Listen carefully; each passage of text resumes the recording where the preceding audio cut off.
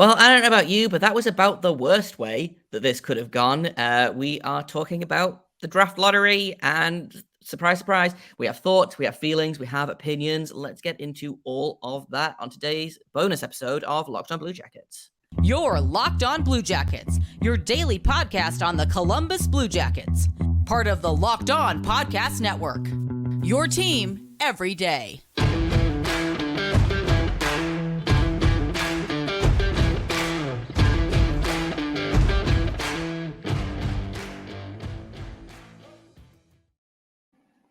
Hello, and welcome to this special Monday night episode of Locked on Blue Jackets. Just a special bonus episode. I say Monday night, it's Tuesday morning where I am. I stayed up for the draft lottery. I don't know about any of you. I'm your host, Jay Foster. I've got Hayden Houshorn with me, my wonderful co-host. And I think it's safe to say that neither of us are particularly impressed with how that lottery went down. So I guess let's start with the main thing. The Blue Jackets have dropped after being 32nd in the league for most of the last 2 months of the season. They had that win against Pittsburgh that pushed them up to 31st. And now they have dropped a spot even more. Instead of picking second overall, they are going to be drafting third overall in the draft. After this season, that feels like a disappointment to me. It feels like a disappointment. It's well, first of all, you knew if you would have told me before the show tonight, like I went to work today, I was so excited because it was like, this is the cap off to the year. This is what the Blue Jackets did. They tanked for Bedard. They did as best as they could. They got as low as they could, and they got themselves the second best odds for it. Great. Like this is gonna be it. This is our big night. And you saw on the screens, on the fan cams, Columbus showed out. It was great. And it was just, if you would have told me before, like it was going to end up being 1, 2, 3, like Chicago, Ducks, and then Columbus, I would have said rigged. And then that's how it happened. And then the way that it happened, I don't know what else to believe other than rigged. Like that was abysmal. That was pathetic for national TV. I couldn't believe what just happened. What just happened in front of our eyes on ESPN. That was an embarrassment. Yeah, because as far as I'm aware, it wasn't live, if I'm right. It was filmed an hour ago, and then they put it on a delay. But Kevin Weeks even worse. That's even worse. Drops the quote-unquote teaser. They cut straight to commercial. They come back. Columbus picks third, and then they move on. And just like, it's like we did a live show for Locked on NHL where we talked. It was me, the Locked on Sharks host, Locked on Flyers, and Locked on Ducks. And they talked about how, as a fan base, Columbus showed the hell up this season. They were selling out games that were meaningless. They were selling out April Tuesday games against, like, the Dallas Stars. And there was 19,000 people in that arena. And the team was bad, and the team was losing. And I don't know, like, I want to press this. The Blue Jackets are still going to get an extremely good player at third overall, but it's such a disappointment. And the way that it was done, and the fact that Chicago, a team that shouldn't have draft picks, because, is this a hot take? I don't care. The way that they handled Bradley Aldrich, the way that they handled that decade-long sexual assault cover-up, any other league would have stripped them of draft picks for the next 3 years. They would not have had draft picks. And so instead, what they've done is they've turned around and they've given them the next Connor McDavid, the next Sidney Crosby. And it just, this league is not serious. I don't know how you take this league seriously. Do I think it's rigged? Probably not. Because like we talked about, I think we talked about in an earlier recording, I don't think this league could rig their way out of a damn paper bag. But it feels rigged. Tonight, it feels the most rigged it's ever felt. Like, if there's one night where you as a fan are allowed to call your league rigged, it is a night like tonight, when the way that those things just unfolded the way that they did. I think the fan cam that they showed of the three places perfectly just like shows what the NHL was thinking. They got the big crowd in Columbus, because you're absolutely right, Jay. Like, Columbus was selling out Blue Jackets games. People were asking me to go to Jackets games every single night that they played. Like, and then it showed out on TV. You could see it. And then tonight down at the pub, I don't know where it was at, but I didn't even know it was going on. But I didn't know it was going on. Still, that many people went. So and then they show the Ducks. There's like a medium crowd. There's some excitement there, and I saw a little bit of the live show that you guys did. The Ducks guy was fired up. He thought he was going to get Connor Bedard tonight, and they had the number one best odds, right? It was them, right? They had the number one best odds, and I can't recall off the top. I think it was them, and yeah, it was like, and then Chicago just is sitting there in their like team meeting room. Like, they have like the family members of the team. Like, it's like there's nobody there at their little party. And it's just, that's exactly what they need to do, right? They need to generate excitement in Chicago, because they just don't have enough people in that city to get fired up about hockey or something. I don't know. So they just, give them the generational talent. It's all bull crap. It's all rigged. And if there's one night you as a Jackets fan are allowed to call it that, it's tonight. The NHL is rigged. The league is a joke. We're going to keep following it. We can't, we're handcuffed. We can't do anything. We're just going to move on. And I talked about this a little bit off mic. I don't even think it's necessarily that I'm so mad that the Blue Jackets dropped, because I fully assumed that the Blue Jackets were going to drop. That's the way the numbers were going.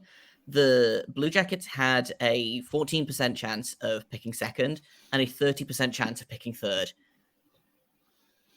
They had a 41% chance of picking fourth, so I guess we should be grateful that they didn't fall to fourth. Ducks had number one chance, right, of getting the Ducks. Yeah, the Ducks had a 25% chance. So they should be they should feel disappointed. I feel for Ducks fans tonight. If I'm a Ducks fan, I'm furious. Yeah, I feel bad for Ducks fans. It's partially disappointment.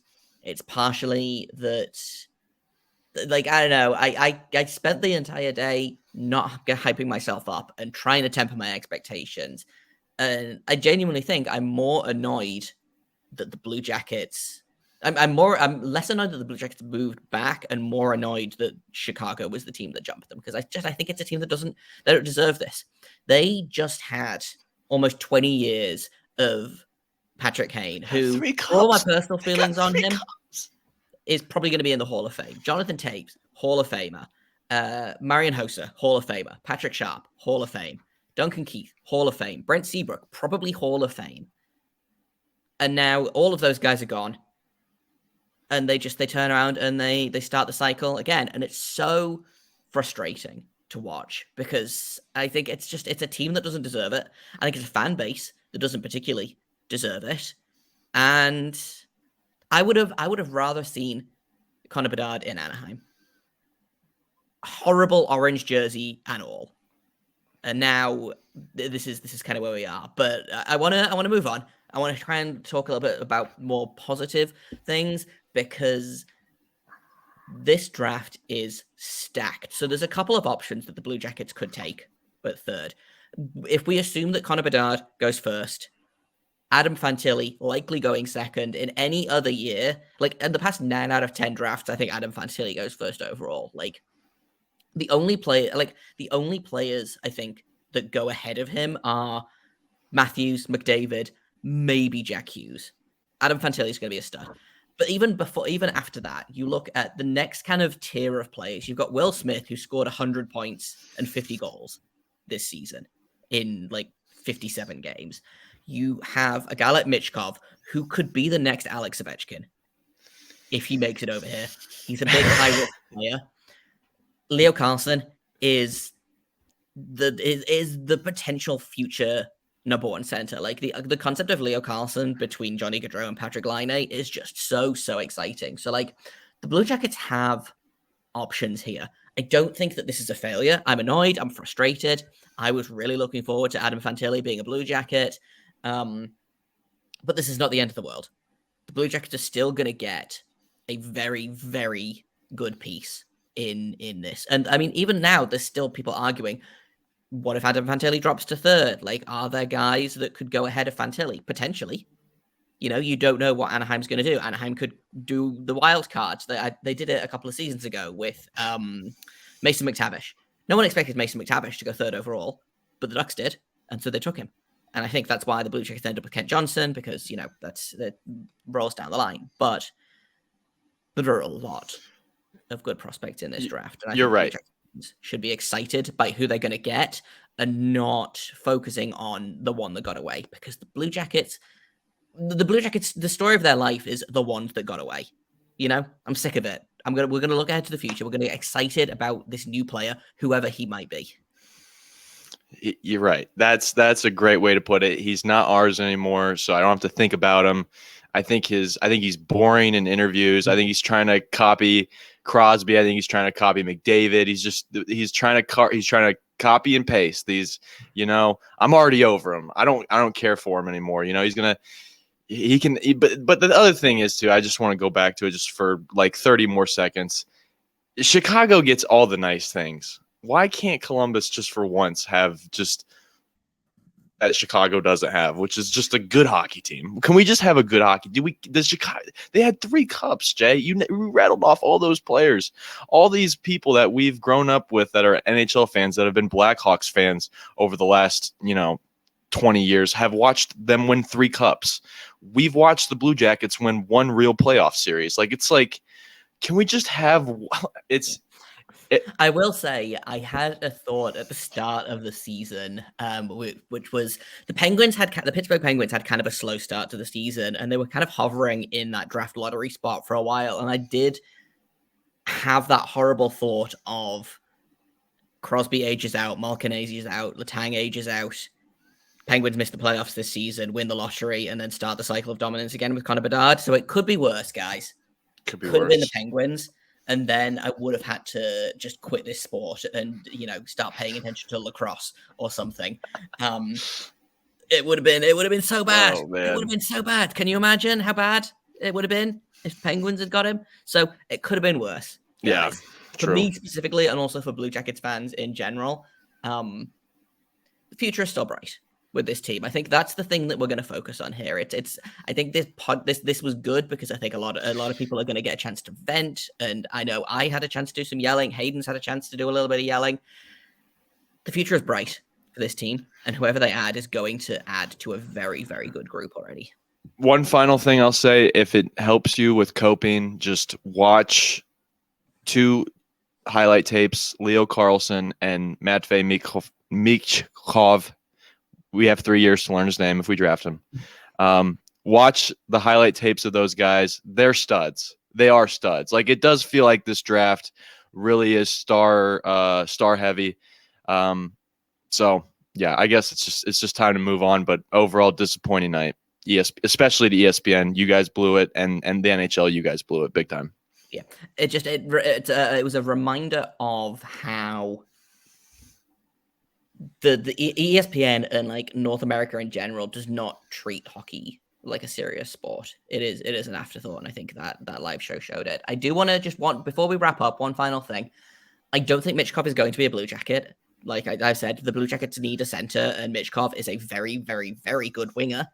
The Blue Jackets have a lot of wingers, and if you pick up Michkov, then you've got to basically get rid of one of Kent Johnson, Kirill Marchenko, Johnny Gaudreau, Patrick Laine. And I don't want to do that because I've got attached to all of them. But I don't think Jarmo sees himself here in time to watch that too. I think Jarmo's in a win now. Let's draft a win now guy. I will say, as an 18-year-old in the KHL, arguably the second hardest league in the entire world for hockey, Matvei Michkov had 20 points in 27 games. Like I said, as an 18-year-old. Those numbers do not seem shocking, but the KHL is like a second hardest league in the world to play in, and they do not let young players play in that league. So the fact that he's in that league and he's putting up points as an 18-year-old should make people very, very excited. As a 16-year-old in under 18s, he scored 12 goals as a 16-year-old playing under 18s in 7 games. And that's the worst case scenario right now. I want to point that out. Worst case scenario is Matvei Michkov. Could be worse, guys. I mean, it looks exciting. The team's going to be exciting no matter what. Like, I'm excited for what we're bringing back. I'm excited for the development of Kirill Marchenko. I'm excited for Patrick Laine. We have a long summer ahead of us, and I think these Michkov and Carlson both have great highlight tapes that I think Blue Jackets fans can just sink their teeth into and get used to trying to debate between those two guys, because I feel like that's kind of where we're aiming. Or Will Smith, throw that in there, but I just Googled Will Smith and I got the actor, of course. So best of luck with that one. Well, I know. Well, if you want to learn more about any of those players, Locked On Blue Jackets, you go to the YouTube channel. We have a handy playlist of all of the draft profiles I've done so far.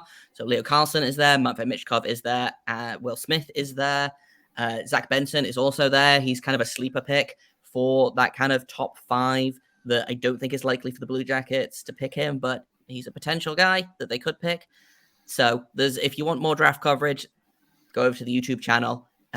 Bunch of prospect profiles, all with people who are much smarter than I am and know much more about prospects. I am mostly just here to ask questions and not look too stupid when they are talking. But I think that's kind of it for us here. We'll be back tomorrow with a regular episode. We talked about Mathieu Olivier earlier today, so we'll talk all about him, and we'll be less upset the next time you see us, I think. So I've been Jay Foster. You can find me at _Jacob Foster, JAKOBFORSTER. You can find Hayden over at HaydenH971 on Twitter. Blue Jackets, Locked On Blue Jackets, you can find at LO_Blue Jackets. We're all on every podcasting app of choice. We are on YouTube. We're on Sirius XM. And disappointment, but I still think it's going to be a real fun offseason. And if nothing else, this gives us more to talk about, because if we'd won, it would have been Connor Bedard. We would know that. Now we get to debate and have other kind of fun conversations. So we'll do that further down the line. But till tomorrow, make sure you stay locked on.